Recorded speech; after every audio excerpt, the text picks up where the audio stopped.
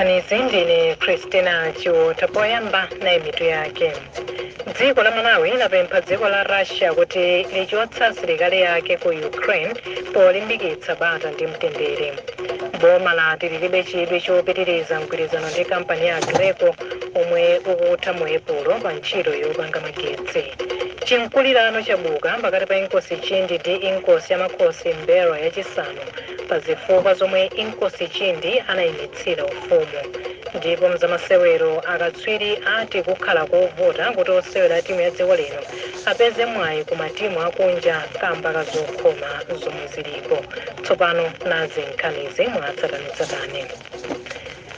Boma la Malawi lapempha dziko la Russia kuti lichotse asilikale yake mdziko la Ukraine komwe likuthirako nkhondo polimbikitsa bata ndi mtendere. Mkalata omwe yatuluka lero mneneri munthu unaona za ubale wa dziko lino ndi maiko ena a John Kawaye wati ngati dziko lomwe limakhulupirira bata komanso kulemekeza malire a dziko, boma la Malawi silikondwa ndi mchitidwe ochitirana mtopola.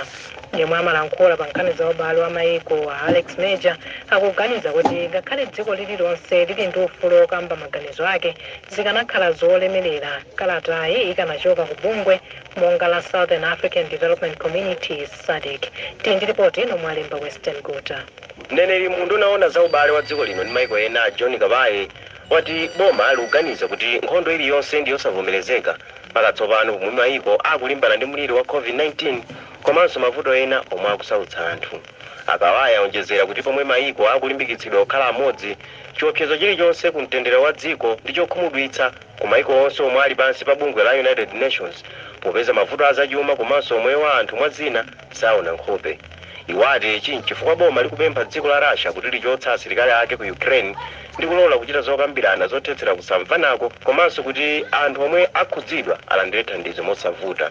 Kuyerekeza kwa boma laona kuti yankhulepo pa nkhani imeneyi kuti lilimbikitse kuti mavuto amene akuchitika ku Ukraine akonzedwe pokambirana. Pothira pondemanga Alex Major omwe amalankhula pa nkhani za ubale wa dziko lino ndi maiko ena ati mkwedegwede ngati uwu ndi wofunika chidwi chapaderadera komano zikanamveka bwino ku dziko la Russia uthenga ukanachokera ku bungwe monga la SADC. Tinafunika kuti tizikati kudziwa kuti kodi ku Ukraine kuli anthu angati a Malawi. Kubereka pafiga kuti awakrosa koma ngati dziko tikuyenera kuti tizidziwa. So even if a Malawi tinafunika tidziwe kuti ku Ukraine ifeyo anthu athu amene ali ku Ukraine amene anapita kumenya ku Somali ndi anthu 20. Munthu nawo wati padakali pano Amalawi anayi akwanitsa kuthawira mdziko la Poland pomwe awiri adakali pa malire a dzikolo. Munthu winanso wathawira kale mdziko la Hungary pomwe anayi akuthawiranso ku malire ndi dziko la Hungarero panopa pomwe kuli anthu ocheperapo othawa nkhondo. Malo mwa Zodiac ndine Western Gota. Mboni yotsiriza pa ntchito yofufuza chomwe chinapha mmodzi mwa akuluakulu a polisi a Popo Ntekama ikuyembekezeka kuperekera umboni pa 11 March bwalo lomwe likumva nkhani litayimitsa nkhani. Mboni ziwiri dotolo wa kulilongwe private clinic Dr. Patrick Chera ndi mchimwene wa malemu a Ntekama anapereka umboni lero pomwe mchimwene wa Ntekama anati akukhulupirira kuti m'bale wawo anachita kuphedwa. Loya wa boma Alimbikani Msisha watuza kuti abweretsa mboni yomaliza yemwe ndi dotolo wa kuchipatala cha Blantyre Adventist amene anathandiza Ntekama komaliza. Amsisha akufotokoza. Lero lamva mboni kwa anthu awiri kuchoka kwa Dr. Chira ndi Amajidi Ntekama. Dr. Chira ndi mmodzi mwa madotolo amene anaona Popo Ntekama before asanapite ku Blantyre Adventist. Amajidi Ntekama ni m'bale wawo amene anapita ku polisi kukasoma onena kuti Ntekama kuti imfa yawo sinali yolongosoka. Adotolo amene aonera lero anena kuti Ntekama anali ndi matenda a shuga koma anatabwera kuchipatala naye ndi bala lapamwendo. Ndi bala icha lapamwendo icha simachira. Ndi adotolo anapanga chiganizo kuti mwendo udulidwe. Chifukwa kapanda kudulidwa iyamba kupanga affect timati mchizungu vital organs ngati kidney, malanzi ndi mtima and malizatsi ake munthu amamwalira. Umboni umene apereka Amajidi Ntekama akuonesa kuti pakadali pano sakuziwa chimene chidapha mchimwene wawo Popo Ntekama. Iwowo adakali osakhulupirira pa zimene achipatala akunena pa nkhani ndipo iwo akupangidwa convince chifukwa chokuti ku chipatala adapita ku Blantyre Adventist Hospital iwo amakanisidwa kulowa ku chipatalako. Alimbikani Msesha, loya wa boma. Boma lati silipitiriza mgwirizano wake ndi kampani ya Greco Power Solutions Limited omwe ukuyembekezeka kutha mwezi wa Epulo. Mulembi mundu unaona za mphamvu za magetsi Patrick Matanda oza komiti ya nyumba ya malamulo iona za chilengedwe lero kuti ganizo liladza chifukwa boma limaononga ndalama zambiri mu mgwirizanowo. Kuyambira 2017 kampani ya Greco yakhala ikuthandiza kupereka magetsi pogwiritsa ntchito majenereta omwe ali kuchichiri ku Blantyre, Kanengo ku Lilongwe komanso Chinyama ku Kasungu. Amatanda akufotokoza. Mgwirizano umenewo ndi mgwirizano pakati pa Eskom ndi Greco. Komano ndi mgwirizano oti wakhala ukukambidwa mu njira yonena kuti magetsi amene tikupeza kwa Greco ndodulirako. Chifukwa chakudula kumeneko panabwera chiganizo choti tione ngati tingathe kupeza njira zina zopezera magetsi kusiyana ndi magetsi amene amabwera kuchokera ku madiesel amene ali odula kwambiri.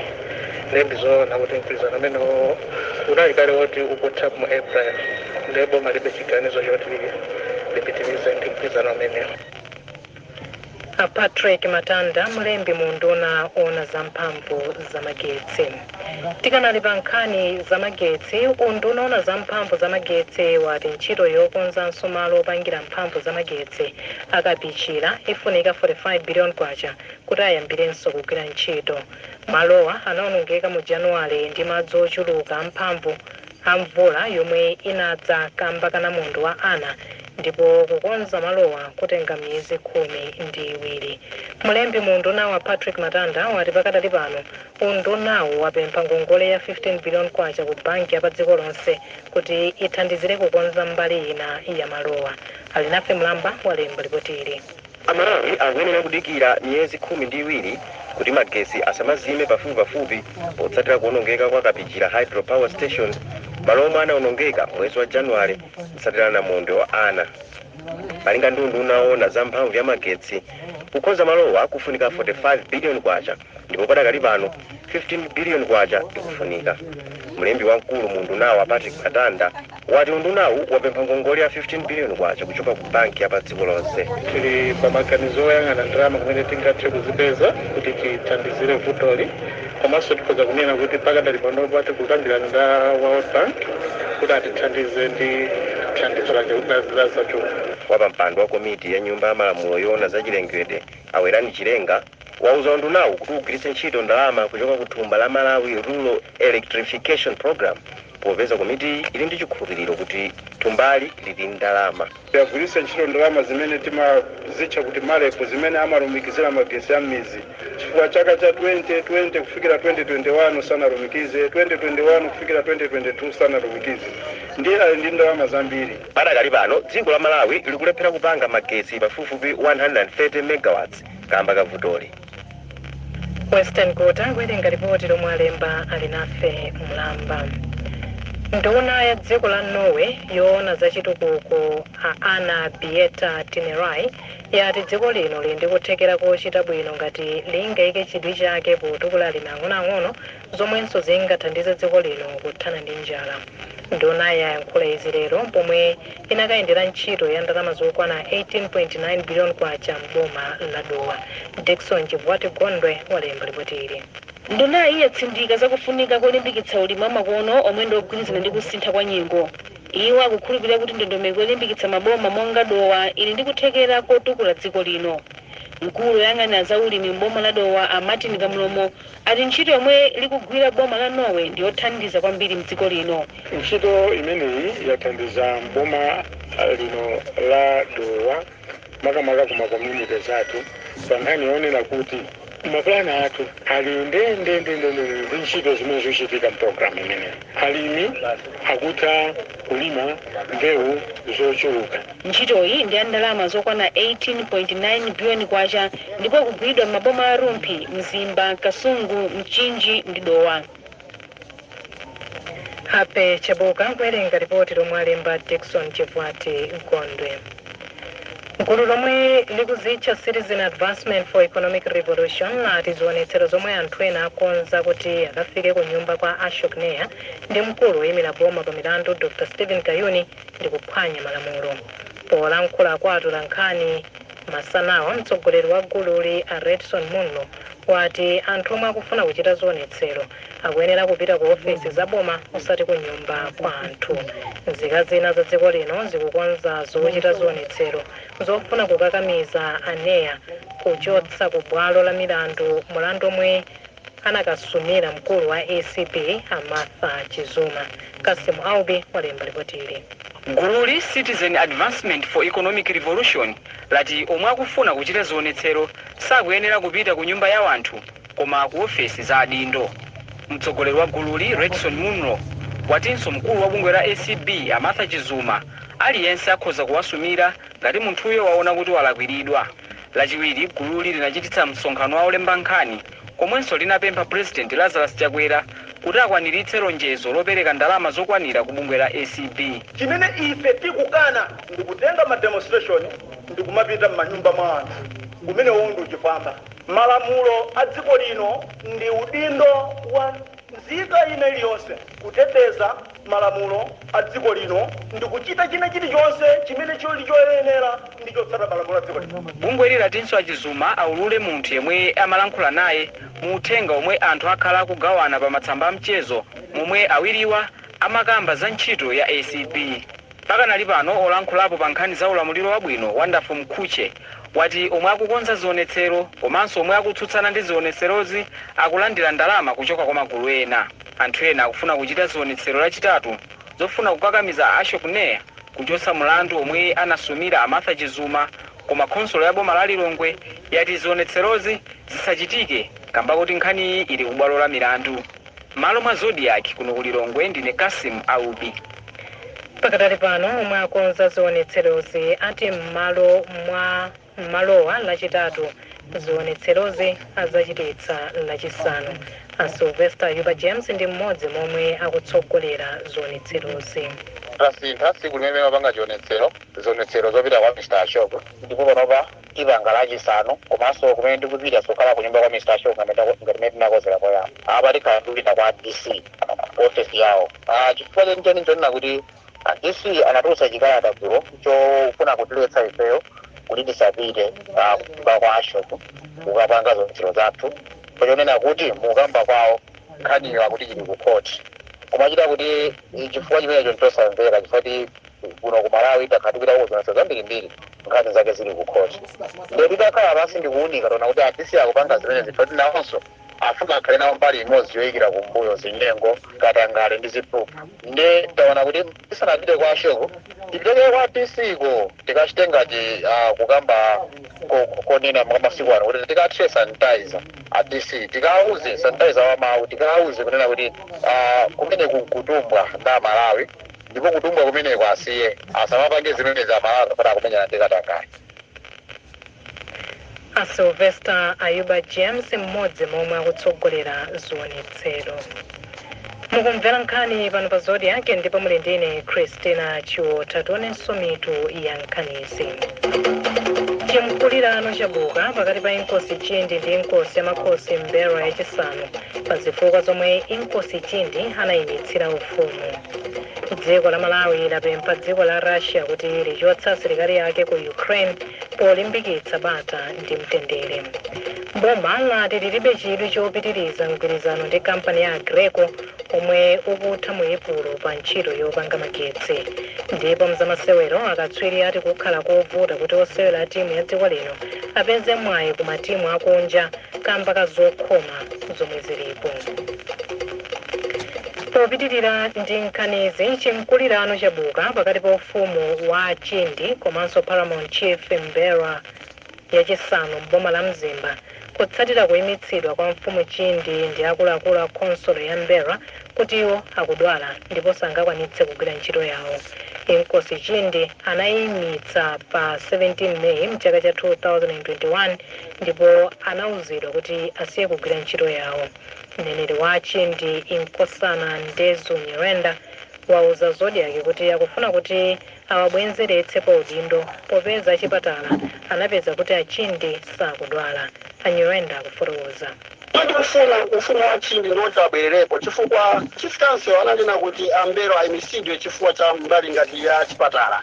Koma ifeyo kwapezeka kuti medical report inatuluka 3 months ago, koma kupezeka kuti iwowo sakuwabwezesapo a paramount amene ndi chief council wa mzimba. Ndiye tikuona ngati kuti mwina timafuna kuti boma lilowererepo chifukwa ifeyo tatopa kupita ku Edingeni kwa Mberwa chifukwa tikuona ngati mwina pali chifukwa zina, koma ifeyo nkhani yathu ndiyochepa kwambiri ndiyo tifunira tibwererepo chifukwa chimene mafuna a chief council chinachitika. Ndi banji iwowo sakutani sakubwera poyera ngati magazini, koma panopo is too late. Andi tiyesesa nkhondo imeneyi kuti paka itheke chifukwa chonena kuti mfumu yathu ikuvutika. Andi anthu ako eutini ndiwo eutini akuvutika kupeza chilungamo, kupeza ndi zambiri kuzola kwa mfumu yawo chechindi mene anayimisira chifukwa chenicheni sichikuziwika. Ife tikuyitana aboma kuti alowererepo because kupita ku Edingeni first tipitaso ku Edingeni tatopa kupita ku Edingeni chifukwa chimene timapita ku Edingeni tapanga procedure yonse ya chingoni imene imayenera, koma Mberwa palibe chimene akupangapo. Ndiye ife tikufuna tifumu yathu ngosavuta kwambiri tiyesesa kupenya nkhondo imeneyi kuti paka fumu yathu ibwerere fa kuno ku Eutini ifo panda kholo pakali pano. Inkosana Ndezo Nyirenda, mneneri wa Chindi. Inkosi yamakosi Mberwa yachisanu yatsindika kuti inkosi Chindi ikudwala chifukwa ripoti la chipatala adalipeza mwachinyengo. Wayenesana bwere mbonera kuti anabwera koma kwayenesana bwere anangotumiza kalata koma kalatayo ndikuvesedwa kwati kuvesedwa kuti inatengedwa njira zosayenera zonse timayendesa ndineyo ena mapita kuchi so panopa kuti akanena kuti aundiuza kuti ineyo ndikupapichirira kuti asapa ufumo abwere nawo achindi kunyumba because nakasimene tinkaona ndinali ifeyo amene tinkaona kuti akudwala so abwere kwa ifeyo akazabwera kwa ifeyo pamene tizaone kuti okay zinthu zili bwino pangere state koma palibe nkhani yonena kuti mwina atikupichirira decision yake inachitika ku chiefs council therefore chiefs council ikhalanso pasi tikuona munthu unati okay fine panopa munthu wakhala ndi bwino koma ifeyo tikuziwa monga ineyo ndikuziwa kuti achindi sali bwino anthu amene akupanga njira zonsezo kubwera kwa inota kulampuleti ndi anthu amene akufuna kuti akhalepo iwowo komano azithandizika iwowo their own personal benefit wamone kuzira ineyo achita kwa komatu ambali imene ya achindi akufotokoza kuti inuyo mukusewera ndale zanu ndipo mukuwatchinga achindi simufuna kuti abwerere pa udindo wawo. Inu mundipo bwanji Mberwa? Ndichinga ndipindulapo chani popeza ntchito ikundikhalira ineyo yayikulu komanso si kwa ineyo nkhaniyo ndinoti ndi anthu munthuyo akuyeneka akhale pa ufumu kuti aseve anthu ake then munthuyo sali stable yonena kuti angaseve anthu akewo. That's why tinapanga decision panono akhale kaye pambali kuti mwina kapena azitolera akazitolera apudirepo kuti ntchito palibe munthu amene anayikapo kuti akhale mfumu imene ntchitoyo yakuli vacant so ikanakhala kuti mwina ndifuna ineyo ndipange benefit zikumapita kotero masimapitapo pachonena kuti palibe mameko zimene tinakhazikisa zimene timayendasira za ufumu wathu. Inkosi yamakhosi Mberwa yachisanu kuyankhula ndi Dickson Chivati Gondwe. Apolisi ku Lilongwe amanga Joseph Matthews wa zaka 39 powaganizira kuti analemba nkhani yabodza pa tsamba lawo la Facebook yoti phungu wa nyumba ya malamulo kumadzulo mboma la Kasungu wazembetsa galimoto ziwiri zodzadza ndi chimanga chomwe chimayenera kupita kwa anthu okhudzidwa ndi ngozi zogwa dzidzidzi mdera lake. Mneneri wa polisi ya Lilongwe a Hastings Chigalo wati Matthews adalemba pa tsamba lawo la Facebook lotchedwa Friends Connect Malawi kuti phunguyo wagulitsa matumbawa kwa mavenda. Apolisi atamanga mkuluyo ku Blantyre kamba kuti amauza phunguyo kuti amupatse 20,000 kwacha kuti achotse nkhani ngakhale kuti zinadziwika kuti siyoona. Msilikali wa gulu la nkhondo mdziko lino Witness Besio wapezeka atafa mu mtsinje wa Fundadzi mboma la Nino. Malinga ndi ripoti la apolisi, msilikaliyo wakhala kusowa kwa masiku. Anthu anamuona komaliza pomwe anatsanzika kwa anzake kuti akupita kukaona m'bale wake amene amadwala mdera la mfumu Dambe koma sanabwererenso. Zamasewero akatswiri pa zamasewero ati kukhala kovuta kuti osewera timu ya dziko lino ya Flames apeze matimu akunja kwa dziko lino kamba ka zifukwa zosiyanasiyana. akatswiriwa Felix Sabawo ndi a George Kauzanasina onse ati kusiyana pa nthawi ya msika wogula ndi kugulitsa osewera ndikomwe kukusokoneza ati kamba kuti maligi ena ali mkati pomwe kuno sanayambe komanso kusachita bwino pa mndandanda wa FIFA. Flames inamaliza mu ndime ya matimu 16 ku mpikisano wa AFCON mu Januwale zomwe anthu ena amakhulupirira kuti osewera apeza matimu kunja kwa dziko lino koma ndi osewera mmodzi yekha yemwe wapeza timu ku Jordan kufikira pano. Bright Kanyama walemba ripoti ili. Timu ya Flames inali imodzi mwa matimu omwe anachita bwino ku mpikisano wa AFCON pomwe inafika mu ndime ya matimu 16 kwa nthawi yoyamba ingakhale kuti inagonja mu ndimeyi ku timu ya Morocco. Kuchita bwinoku kunachititsa kuti anthu ena aganize kuti kukhala kosavuta kuti osewera a timu ya dziko linoyi apeze matimu abwino kunja kwa Africa koma izi sizikuyenda motero.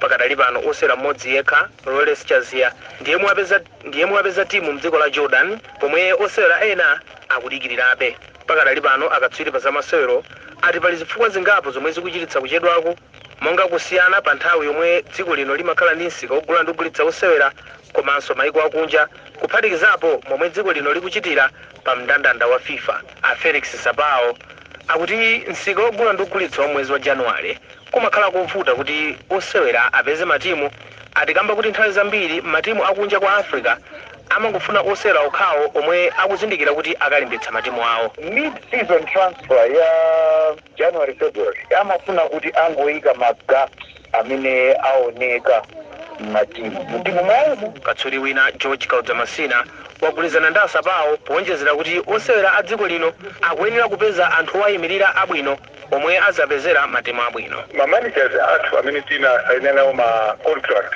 mukaona ngati Sanudi agent wa ku Cameroon anachita unene ati ngati afuna kuti awathandize asaine ndi kampani yawo so mwina kama kampani amene kusayina amakhaso ali ndi vuto. Akatswiriwa akuganizabe kuti osewera a timu ya dziko linoyi athabe kupeza matimu pomwe msika wogula ndi kugulitsa osewera owameko akunja azautsegulenso. Malo mwa Zodiac ndine Bright Kanyama. Avanso ndipo pa mtsiriziro pa nkhanizi koma tisanasiyane na mitu yake. Dziko la Malawi linapempha dziko la